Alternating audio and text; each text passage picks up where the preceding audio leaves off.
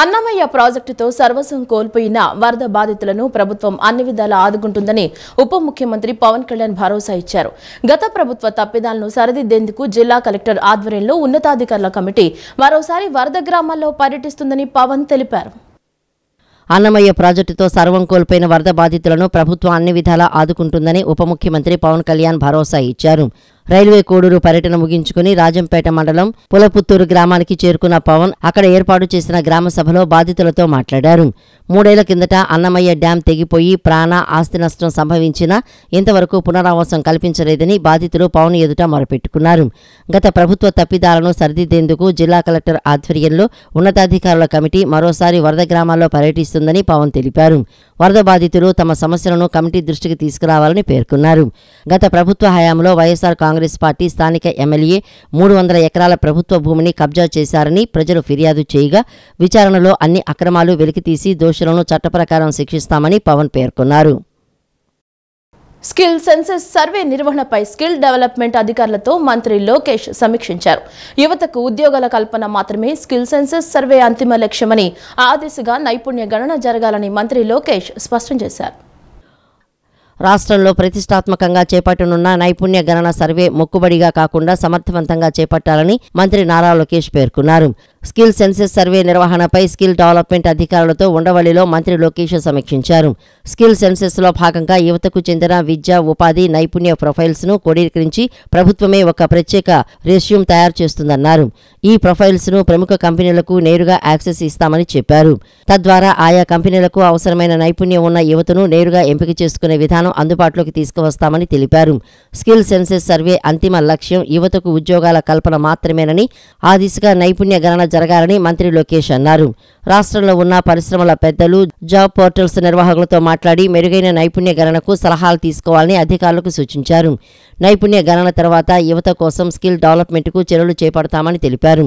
నైపుణ్యాల కొరతతో యువతకు ఉద్యోగాలు దొరకడం లేదని మంత్రి లోకేష్ అన్నారు.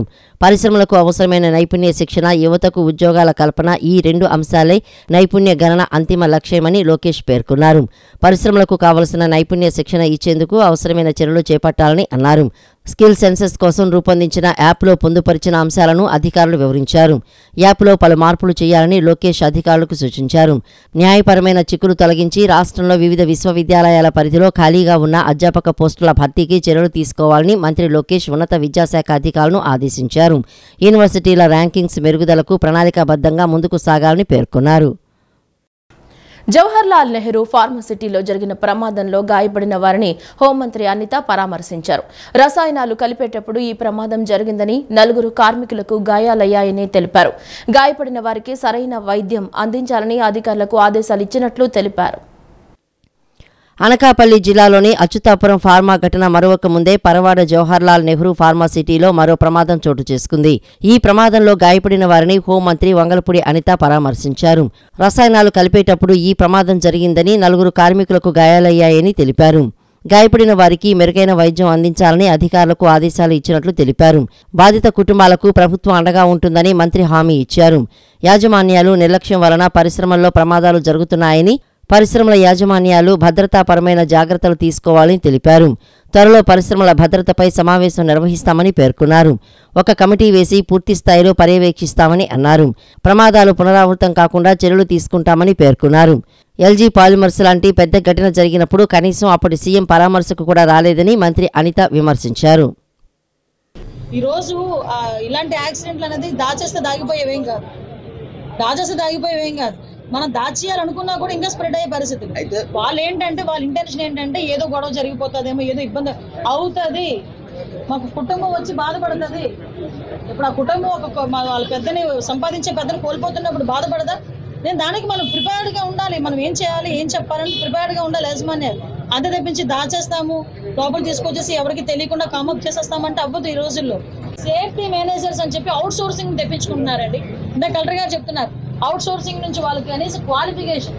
మొన్న నేను ఎసెన్షియల్ ఫార్మాలో ఆ సేఫ్టీ మేనేజర్ని పిలిపించాను. సేఫ్టీ మేనేజర్ మానేసి 7 నెలలు అయింది. సెకండ్ లైన్లో ఉన్న సేఫ్టీ మేనేజర్ని ఫ్రంట్ లైన్లో పెట్టి 7 నెలలుగా నడిపిస్తున్నాడు. అతనికి ఏంటయ్యా నువ్వు చదువుకున్నామంటే ఒక డిప్లొమా చేసిన వ్యక్తిని తీసుకొచ్చి ఈ సేఫ్టీ మేనేజర్ కింద అంతమంది ప్రాణాలని, అంత పెద్ద ఫ్యాక్టరీని అప్పచెప్పావంటే ఎవరి జీవితాలతో ఆడుకుంటున్నట్టు? ఇలాంటి క్వశ్చన్స్ అని అడుగుతామని ఈ రోజు వరకు ఎసెన్షియల్ ఫార్మాకి సంబంధించిన ఎవరైతే హెడ్స్ ఉన్నారో ఈ రోజు వరకు మాకు ట్రేస్ అవుట్ అవ్వట్లేదు. అంటే అలాగని చెప్పి వదిలేస్తాం అనుకుంటున్నారా? డెఫినెట్గా కేసు కూడా ఫైల్ చేస్తాం, దొరుకుతారు, వాళ్ళు కంపల్సరీ పనిష్ చేయాల్సిన అవసరం ఉంది. ఈరోజు మేము మళ్ళీ హెచ్చరిస్తున్నా ఇండస్ట్రీ అందరికీ, ఇమీడియట్గా మేము కూడా మీటింగ్ పెడతాం. మీటింగ్ పెట్టే టైంకి వాళ్ళు కంపల్సరీగా ఆన్ పేపర్ కాదండి, మాకు చూపించాల్సింది ఆన్ పేపర్ మీద మేము ఇంత సేఫ్టీ మెజర్స్ యూజ్ చేస్తున్నాము, ఇన్ని కిట్లు పెడుతున్నాము అంటే టిక్కు పెట్టుకుని సంతకం పెట్టే ప్రభుత్వాలు కాదు ఇవి. మేము మా కళ్ళతో చూస్తాం, ఒక కమిటీ వేసుకుంటాం, ఇమీడియట్గా వాళ్ళ మీద అన్ని సేఫ్టీ మెజర్స్ ఉన్నాయో లేదని చూసుకుంటాం. రాబోయే 3 సంవత్సరాలలో గ్రామ పంచాయతీలను స్వరాజ్య పంచాయతీలుగా తీర్చిదిద్దుతామని మైలవరం ఎమ్మెల్యే వసంతకృష్ణ ప్రసాద్ స్పష్టం చేశారు. గత ప్రభుత్వంలో అభివృద్ధి కుంటుపడిందని, ఎన్డీఏ కూటమి ప్రభుత్వం అధికారంలోకి వచ్చిన వెంటనే గ్రామాల అభివృద్ధికి కృషి చేస్తున్నామన్నారు. ఎన్టీఆర్ జిల్లా జూపుడిలో గ్రామసభ జరిగింది. కార్యక్రమానికి ఎమ్మెల్యే వసంత కృష్ణ ప్రసాద్, కలెక్టర్ సృజన హాజరయ్యారు. ఈ సందర్భంగా గ్రామస్తులను అడిగి సమస్యలను తెలుసుకోవడంతో పాటు అభివృద్ధి కార్యక్రమాలపై చర్చించారు. అనంతరం వసంత మాట్లాడుతూ గ్రామాల అభివృద్ధికి నిధులు సమకూర్చేందుకు ఎక్కువ అవకాశాలు ఉన్నాయని అన్నారు. కాలేజీలు, కంపెనీల నుండి పంచాయతీకి రావాల్సిన నిధులను వసూలు చేయాల్సిన అవసరముందని, వాటిని మరలా గ్రామాభివృద్ధికి ఉపయోగపరుస్తామని అన్నారు. తక్షణమే ఆ బకాయిలు చెల్లించాలని అధికారులు దృష్టి సారించాలని పంచాయతీ సర్పంచ్కి సూచించారు. రాబోయే 5 సంవత్సరాల్లో ఇబ్రహీంపట్నం మండలానికి 5 కోట్ల రూపాయలతో సీసీ రోడ్లు, డ్రైనేజీ పనులు జరుగుతాయని వెల్లడించారు. ఇట్లా గ్రామాల్లో ఇంకా పనులు పెండింగ్ ఉన్నాయి కాబట్టి ఏదో రకంగా నిధులు నేను రాష్ట్ర ప్రభుత్వానికి నివేదించి ఎక్కువ నిధులు తీసుకొస్తాను ఎమ్మెల్యే గారు, మీ దగ్గర మరిన్ని నిధులు మీకు అందుబాటులోకి తీసుకొస్తామని చెప్పి చెప్పడం సంతోషించదగ్గ విషయం. తప్పకుండా రాబోయే రోజుల్లో మరిన్ని నిధులు తీసుకొచ్చి త్వరితగతిన గ్రామాల్లో ఏవైతే అభివృద్ధి కార్యక్రమాలు ఆగిపోయినాయో వాటిని త్వరగా పూర్తి చేయించేదాని కోసం ప్రయత్నం చేస్తామని తెలియజేస్తూ, అభివృద్ధి అనేది ఒక నిరంతర ప్రక్రియ. ఒక రోజుతో మొదలై ఒక రోజుతో అది పూర్తి కాదు. ఒకనాడు మట్టి రోడ్లో తిరిగిన మనం ఈ రోజు ఈ గ్రామంలో 75% సిమెంట్ రోడ్లైనవి. కలెక్టర్ సృజన మాట్లాడుతూ గ్రామ సభల ద్వారా ప్రజలకు తెలియచేసి వాటిని పరిష్కరించడమే ప్రభుత్వ లక్ష్యమని అన్నారు. ఏ రకాల హక్కులు, ఏ రకాల సదుపాయాలు మనకు కనిపించాలి అనేది చాలా స్పష్టంగా రాస్తుంది. ఒక వ్యక్తిగతమైన మేలు ఏం జరుగుతుంది, మేలు ఏం జరగాలి ఈ కార్యక్రమం ద్వారా అంటే మన ప్రతి ఇంటికి కుళాయి ఉండటం కావచ్చు, ప్రతి ఇంటికి ఎల్పిజి కనెక్షన్ ఉండడం కావచ్చు, అంటే వ్యక్తిగతంగా ఒక కుటుంబానికి జరిగే లాభం, తర్వాత గ్రామానికి మొత్తం జరిగే ఉమ్మడి లాభం ఏమిటి అంటే ఉండే ఇంటర్నల్ రోడ్స్ అన్ని సీసీ రోడ్లు కావచ్చు, సీసీ డ్రైన్లు కావచ్చు, స్ట్రీట్ లైట్లు కావచ్చు, ఈ ఘన వ్యర్థాలని నిర్వహించుకోవటం కావచ్చు, ఎక్కడైనా నీటి కుంటలు ఏర్పాటు చేసుకోవటం కావచ్చు, అంటే గ్రామానికి మొత్తం ఉమ్మడిగా జరగవలసిన ఉపయోగం. పవన్ కళ్యాణ్ డిప్యూటీ సీఎంగా మొదటిసారి కోడూరు వచ్చారని, ఆయన స్పీచ్లో అనుకున్నది ఒకటి జరిగింది మరొకటని, వచ్చిన వారంతా నిరాశగా వెనుతిరిగారని రైల్వే కోడూరు మాజీ ఎమ్మెల్యే కోరుముట్ల శ్రీనివాసులు పేర్కొన్నారు. గ్రామ స్వరాజ్యం అంటే కమిట్మెంట్తో మాట్లాడతారు అనుకున్నాం, కానీ అలాంటిదేం కనిపించలేదన్నారు. మీ హయాంలో మాటలే తప్ప చేతలు లేవని విమర్శించారు. గ్రామ స్వరాజ్యాన్ని నిర్వీర్యం చేశారని, కూటమి ప్రభుత్వంలో దాడులు, దండయాత్రలు, ఆస్తుల ధ్వంసం, రెడ్ బుక్ పాలన సాగుతోందని దుయ్యబట్టారు. వైఎస్ జగన్ హయాంలో గ్రామాల రూపురేఖలు మారాయని ప్రజలు ఇప్పుడిప్పుడే అర్థం చేసుకుంటున్నారని అన్నారు. కూటమికి ఓటేసి తప్పు చేశామనే భావనలోకి వచ్చారని వ్యాఖ్యానించారు. మనం ఇప్పుడు ప్రజలు చాలా ఎక్స్పెక్ట్ చేసినారు. మేము కూడా ఆయన ఇచ్చే స్టేట్మెంట్ మేము కూడా హ్యాపీ అయినాం. అంటే గ్రామాలకు ఫండ్స్ తెస్తాం, డెవలప్ చేస్తాం, మొత్తం రూపురేఖలు మారుస్తామంటే ఓహో జగన్ దగ్గర దాని దగ్గర ఆదర్శం చూస్తున్నాడేమో, చేస్తాడు అనుకున్నాం. కానీ ఈ రోజు ఆయన స్పీచ్ ఇచ్చిన తర్వాత, ఆయన మాట్లాడే చూసిన నేపథ్యం చూసిన తర్వాత మనమంటే ఎట్లా సరే మన పొలిటీషియన్ పబ్లిక్ పూర్తిగా డిసప్పాయింట్ అయినారు. ఆయన వచ్చింది దేనికి, చెప్పింది ఏంటి, అది ఏం అర్థం కావట్లేదని చెప్పేసి అందుకే గ్రామ సభలు అనేది యాజ్గా ఎక్కడ పడినా జరుగుతుంటాయి. కానీ ఒక డిప్యూటీ సీఎంగా, ఒక ఉప ముఖ్యమంత్రిగా ఈ ప్రాంతానికి వచ్చినప్పుడు ప్రజలు ఎక్కువ ఆశించినారు. ఏమో చేస్తాడేమో, వాగ్దానం ఇస్తాడు, ఏం చేస్తాడు, బట్ ఎక్కడ ఇదేం చేయలేదు. అచ్యుతాపురం ఘటనను ఏపీ మాజీ సీఎం జగన్మోహన్ రెడ్డి రాజకీయం చేస్తున్నారని రాష్ట్ర గనులు, ఎక్సైజ్ శాఖ మంత్రి కొల్లు రవీంద్ర మండిపడ్డారు. బాధితులను పరామర్శించేందుకు వెళ్లి రాజకీయాలు మాట్లాడడం సరికాదన్నారు. బాధితులను ఓదార్చాల్సింది పోయి రాజకీయ విమర్శలకు జగన్ దిగటం సిగ్గుచేటని మంత్రి రవీంద్ర ఆగ్రహించారు. ప్రమాదం గురించి తెలిసిన వెంటనే హోంమంత్రి అనిత, సీఎం చంద్రబాబు, కార్మిక శాఖ మంత్రి వాసంశెట్టి సుభాష్ స్పందించారని తెలిపారు. ఘటనా స్థలానికి అధికారులు వెళ్లాల్సిందిగా, బాధితులకు సరైన వైద్యం అందించి నిర్వహించి అక్కడి పరిస్థితులపై పర్యవేక్షించాలంటూ అధికారులను అప్రమత్తం చేసినట్లు మంత్రి రవీంద్ర చెప్పుకొచ్చారు. తీవ్ర వేదనలు ఉన్న బాధిత కుటుంబాలకు ధైర్యం చెప్పాల్సిన చోట వైఎస్ జగన్ రాజకీయాలు మాట్లాడడం ఆశ్చర్యం కలిగించిందని మంత్రి అన్నారు. ఇవాళ ప్రతిపక్ష నాయకుడు జగన్మోహన్ రెడ్డి గారు ఈ సంఘటనని రాజకీయం చేయాలని చూస్తా ఉన్నాడు. ఇవాళ అక్కడ కష్టాల్లో ఉండి ఇబ్బందుల్లో ఉండి వాళ్ళు ధైర్యం చెప్పాల్సింది పోయి భయభ్రాంతులు కలిగించే విధంగా మరి ఇవాళ ఈ ప్రతిపక్ష నాయకుడు జగన్మోహన్ రెడ్డి గారి ప్రవర్తన చాలా వింతగా ఉంది. దీన్ని ప్రతి ఒక్కరు కూడా ఖండించాలి. మీరు గతంలో జరిగినటువంటి సంఘటనలు మనం చూసాం రాష్ట్రంలో. కనీసం మీరు ఎప్పుడు స్పందించినటువంటి సందర్భం లేదు.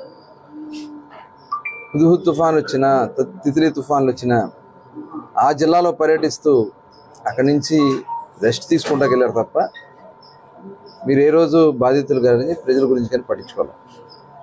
లాస్ట్ గవర్నమెంట్లో అనేక మంది మరి ప్రమాదాలు జరిగినా కనీసం స్పందన లేదు. కనీసం వాళ్ళకి నష్టపరిహారం ఇప్పించినటువంటి సందర్భం కూడా లేదు. ఇవాళ ఏదో రాజకీయం చేయాలని చెప్పి మాట్లాడుతూ ఉంటే ఇది ఎవరు కూడా హర్షించరు. ఇది చాలా, ఎందుకంటే రాష్ట్రానికి ఇది ఈ సంఘటన అందరం కూడా ఖండిస్తూ ఉన్నాం. వెంటనే స్పందించారు, అధికారులను పంపించారు, మంత్రులను పంపించారు, అందరినీ పర్యవేక్షించమని ఇమ్మీడియట్గా ఇండస్ట్రీస్ మినిస్టర్ గారిని, హోమ్ మినిస్టర్ గారిని, ఎవరైతే అక్కడ లేబర్ మినిస్టర్ గారిని అక్కడికి వెళ్ళి అక్కడే ఉండి మొత్తం టోటల్ పర్యవేక్షించమని, జిల్లా కలెక్టర్ పర్యవేక్షించమని చెప్పి మరి చంద్రబాబు నాయుడు గారు, లోకేష్ గారు, పవన్ కళ్యాణ్ గారు మానిటర్ చేస్తే తప్పిదారి పట్టించే విధంగా జగన్మోహన్ రెడ్డి మాట్లాడుతున్నారు. తమకి ఉద్యోగ భద్రత కల్పించిన అండగా నిలవాలని ప్రభుత్వం మద్యం దుకాణాల సిబ్బంది ఉప ముఖ్యమంత్రి పవన్ కళ్యాణ్ ను కలిసి గోడును వినిపించారు. ఉద్యోగులు కోల్పోతే 18,000 మంది సిబ్బందికి చందని కుటుంబాలు రోడ్డున పడాల్సిన పరిస్థితి వస్తోందని మద్యం దుకాణం సిబ్బంది ఆవేదన వ్యక్తం చేస్తున్నారు. అన్నమయ్య జిల్లా కోడూరు పర్యటనకు వెళ్తున్న ఉప ముఖ్యమంత్రి పవన్ కళ్యాణ్కు ప్రభుత్వ మద్యం దుకాణాల్లో పనిచేస్తున్న ఉద్యోగులు కలిసి ఉద్యోగ భద్రత కల్పించి అండగా నిలవాలని వినతిపత్రం అందజేశారు. గత 5 సంవత్సరాలుగా తాము ప్రభుత్వ మద్యం దుకాణాల్లో పనిచేస్తున్నామని, కరోనా కష్టకాలంలో కూడా రాష్ట్ర ఆర్థిక పరిస్థితుల దృష్ట్యా తమ ప్రాణాలకు సైతం తెగించి ఉద్యోగాలు చేశామని, ఆ సమయంలో కొంతమంది ఉద్యోగులు ప్రాణాలు సైతం కోల్పోయారని వివరించారు. గత ప్రభుత్వం 5 ఏళ్లు ఉద్యోగం పేరుతో వెట్టి చాకిరీ చేయించుకుని ఏజెన్సీల ద్వారా అరకొర జీతాలు చెల్లించేదని వెల్లడించారు.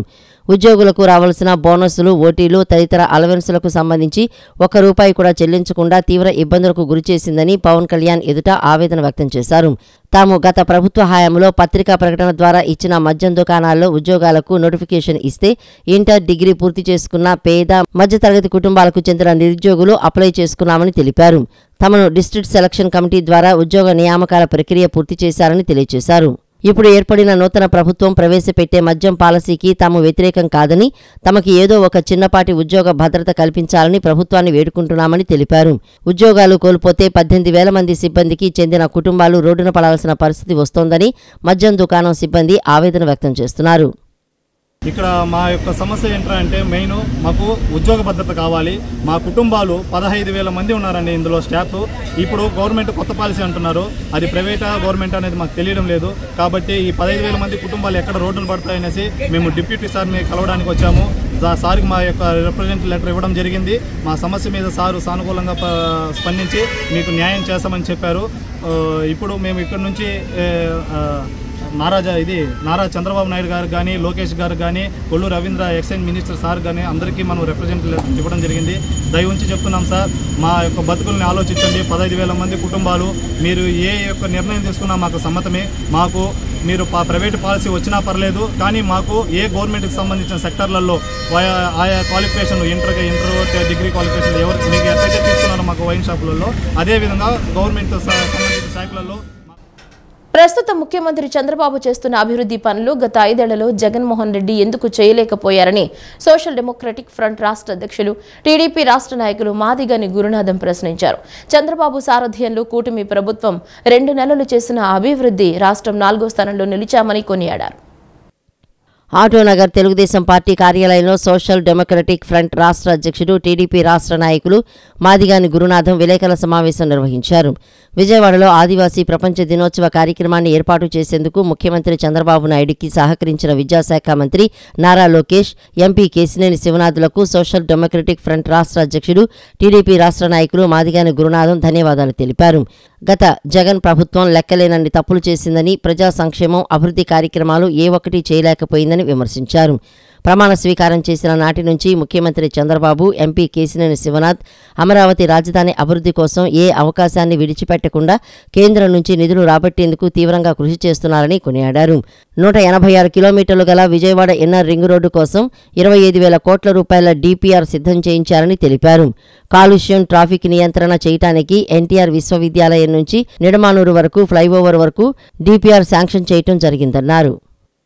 ఆంధ్రప్రదేశ్ చరిత్రలో 75 సంవత్సరాల చరిత్రలో విజయవాడ కేంద్రంగా మైదాన ప్రాంతంలో ఆదివాసీ ప్రపంచ దినోత్సవం విజయవాడ కేంద్రంగా చంద్రబాబు నాయుడు గారి యొక్క నాయకత్వంలో కేశినేని చిన్ని గారు, లోకేష్ గారి యొక్క స్ఫూర్తితో ఆ యొక్క కార్యక్రమాన్ని చంద్రబాబు నాయుడు ప్రభుత్వం రాష్ట్ర వ్యాప్తంగా ఉన్నటువంటి గిరిజనులకు మంచి భరోసా ఇచ్చింది. దానికి ప్రత్యేకంగా చంద్రబాబు నాయుడు గారికి కృతజ్ఞతలు తెలియజేస్తూ గిరిజనులంతా తెలుగుదేశం పార్టీతోనే ఉన్నారనేటువంటి సంకేతాన్ని కూడా ఇవ్వటం జరుగుతూ ఉంది. ఇక ప్రధానమైనటువంటి అంశాలు ఏంటంటే, ఈ రాష్ట్రం ప్రభుత్వం ప్రమాణ స్వీకారం చేసిన తర్వాత పట్టుమని 12 రోజులు తర్వాత సీఎం గారు ఢిల్లీ వెళ్ళి కేశినేని చిన్ని గారు ఇక్కడ మన పార్లమెంటు సభ్యులుగా ఉన్న నేపథ్యంలో రాష్ట్రాన్ని మొత్తానికి కేంద్రీకృతమైనటువంటి అమరావతి అభివృద్ధి కోసం చాలా అద్భుతమైనటువంటి అభివృద్ధి సంక్షేమ కార్యక్రమాలకి 25,000 కోట్ల రూపాయలు డిపిఆర్లు తయారు చేయడం కోసం, ఇన్నర్ రింగ్ రోడ్డుకి కనెక్టివిటీ చేయడం కోసం 186 కిలోమీటర్ల వైశాల్యంలో అమరావతి అభివృద్ధి కోసం ఒక పెద్ద ప్రాజెక్టును తయారు చేయటం, దానికి కేంద్ర ప్రభుత్వం ఒప్పుకోవటం. కృష్ణా జిల్లా బాపులపాడు మండలం సింగన్నగూడెం గ్రామంలో కొలువైన శ్రీ గంగా పార్వతీ సమేత సోమేశ్వర స్వామి ఆలయం పునర్నిర్మాణం నిమిత్తం గన్నవరం మండలం పురుషోత్తపట్నం గ్రామానికి చెందిన బండి భాస్కర్, అతని తమ్ముడు చక్రి ఇద్దరూ కలిసి స్వామివారికి 1,05,000 రూపాయలు విరాళంగా ఆలయ కమిటీ సభ్యులకు అందజేశారు. అంతకుముందు గ్రామానికి విచ్చేసిన బండి భాస్కర్, అతని తమ్ముడు చక్రీలకు కమిటీ సభ్యులు స్వాగతం పలికి స్వామివారి ప్రత్యేక దర్శనం కల్పించారు. ఆలయ పునర్నిర్మాణానికి సహకరించిన కుటుంబ సభ్యులకు స్వామివారి ఆశీస్సులు ఎల్లప్పుడూ ఉండాలని కోరుకుంటున్నట్లు తెలిపారు. ఈ కార్యక్రమంలో అర్చకులు నాగేశ్వరరావు శర్మ, గ్రామ ఉప సర్పంచ్ బెజవాడ వెంకటకృష్ణారావు, ఆలయ చైర్మన్ నక్కా శ్రీమన్నారాయణ, కొట్టే రాజా, మరీదు తిరుపతిరావు, మరీదు శ్రీను, గాలి రాకడ రాజు, చిన్నాల కృష్ణ, ఈతాకుల ప్రసాద్, పల్లగాని నాగేశ్వరరావు, పలువురు గ్రామ పెద్దలు పాల్గొన్నారు. చైతన్య సంస్థ అనేది ఒక్క చదువులో మాత్రమే కాకుండా ఆటపాటల్లో, సాంస్కృతిక కార్యక్రమాల్లో విద్యార్థులను ప్రోత్సహించేదని Sri Chaitanya school Chitinagar branch principal Sunitha తెలిపారు. ప్రతి సంవత్సరం లాగానే ఈ సంవత్సరం కూడా కృష్ణాష్టమి వేడుకలను తమ స్కూల్ నందు ఘనంగా నిర్వహించడం జరిగిందని ఆమె చెప్పారు. చిట్టినగర్ శ్రీ చైతన్య స్కూల్ బ్రాంచ్ నందు శ్రీకృష్ణ జన్మాష్టమి వేడుకలు అంగరంగ వైభవంగా జరిగాయి. ఉట్టికొట్టే ఉత్సవం, చిన్నారుల నృత్య ప్రదర్శనలు ఆద్యంతం మైమరిపించాయి. విద్యార్థులు రాధాకృష్ణుల అలంకరణలతో చేసిన ప్రదర్శనలు అలరించాయి. ఈ సందర్భంగా ప్రిన్సిపాల్ సునీత మాట్లాడుతూ, ప్రతి సంవత్సరంలాగే ఈ సంవత్సరం కూడా తమ స్కూల్ నందు శ్రీకృష్ణ జన్మాష్టమి వేడుకలను అత్యంత వైభవపేతంగా నిర్వహించడం జరిగిందని తెలిపారు. వేడుకల్లో చిన్నారులు ప్రదర్శించిన నృత్యాలు అందరినీ ఆకట్టుకున్నాయని, ప్రతి ఒక్కరూ తమ ప్రతిభను కనపరిచారని ప్రశంసించారు. ఆటపాటల్లో, సాంస్కృతిక కార్యక్రమాల్లో విద్యార్థులను ప్రోత్సహించే విషయంలో తమ సంస్థ ముందుంటుందని ఆమె చెప్పారు. వేడుకల్లో పాల్గొన్న విద్యార్థులకు, విద్యార్థుల తల్లిదండ్రులకు ప్రత్యేక ధన్యవాదాలు తెలియజేశారు.